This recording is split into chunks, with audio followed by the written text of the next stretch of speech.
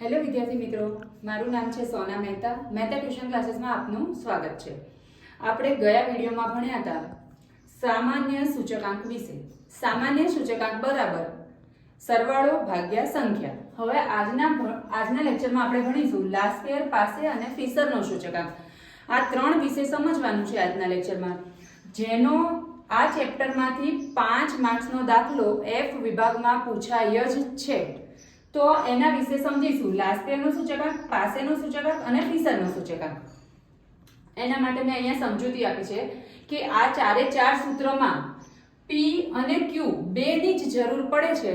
તો P0 બરાબર આધાર વર્ષનો ભાવ, P1 બરાબર ચાલુ વર્ષનો ભાવ, તેવી જ રીતે Q0 બરાબર આધાર વર્ષનો જથ્થો અને Q1 બરાબર ચાલુ વર્ષનો જથ્થો. P બરાબર પ્રાઇસ, જેને કહેવાય ભાવ, એનો છે P, અને Q છે કોનો? તો ક્વોન્ટિટી, જેને કહેવાય જથ્થો, એનો Q છે.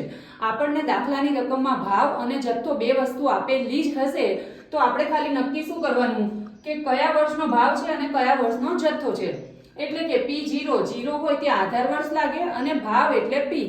એવી જ રીતે જથ્થાનો Q લાગે અને આધાર વર્ષ એટલે 0 અને ચાલુ વર્ષ એટલે 1. હવે એવી રીતે આપણે સૂત્ર સમજીશું. લાસ્પેરનો સૂચકાંક, જેની સંજ્ઞા છે IL. I છે ઇન્ડેક્સ નંબરનો, L છે લાસ્પેરનો. એટલે થઈ ગયું લાસ્પેરનો સૂચકાંક IL બરાબર સિગ્મા. સિગ્મા છે સરવાળાનો P1 Q0 છેદમાં સિગ્મા P0 Q0 ગુણ્યા 100. આ થયો આપણો લાસ્પેરનો સૂત્ર, જેને યાદ રાખવા માટે તમારે યાદ રાખવાનું કે IL બરાબર 1000. પછી બીજું છે પાસેનો સૂચકાંક. પાસેના સૂચકાંકની સંજ્ઞા છે IP.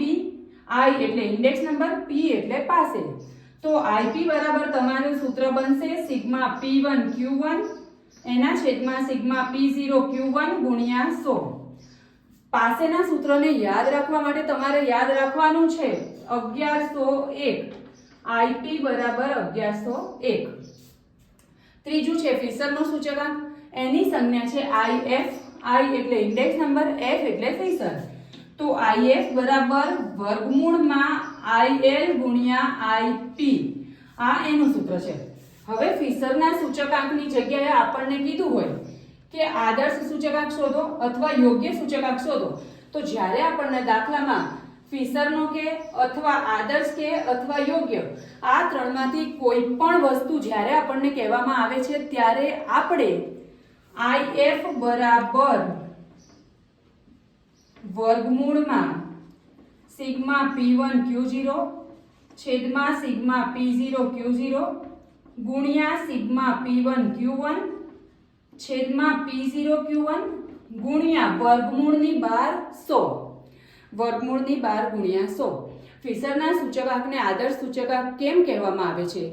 તો ફિશરના સૂચકાંકને આદર્શ સૂચકાંક કહેવામાં આવે છે કારણ કે ફિશરના સૂચકાંકમાં લાસ્પેર અને પાસે બંનેના સૂચકાંકનો સમાવેશ થઈ જાય છે માટે.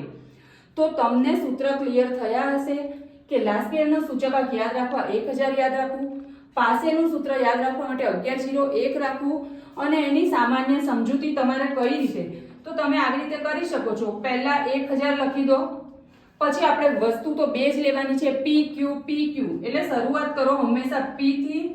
તો આ PQ, આ PQ. આ બની ગયું તમારું લાસ્પેરનું સૂત્ર. એવી રીતે પાસેમાં મેં તમને એમ કીધું કે 1101 યાદ રાખો, તો એમાં પણ P થી શરૂઆત કરો, PQ PQ. એટલે આ તમારું બની ગયું પાસેનું સૂત્ર. હંમેશા દાખલો ગણવાની જ્યારે પણ શરૂઆત કરો છો ત્યારે આ ચાર ખાના બરાબર રીતે લાઈનમાં જ આવવા જોઈએ. P1 Q0, P0 Q0, P1 Q1 અને P0 Q1. તો આજના લેક્ચરમાં આપણે સમજ્યા લાસ્પેર, પાસે અને ફિશરનો સૂચકાંક. આશા રાખું છું તમને વ્યવસ્થિત સમજાયું હશે.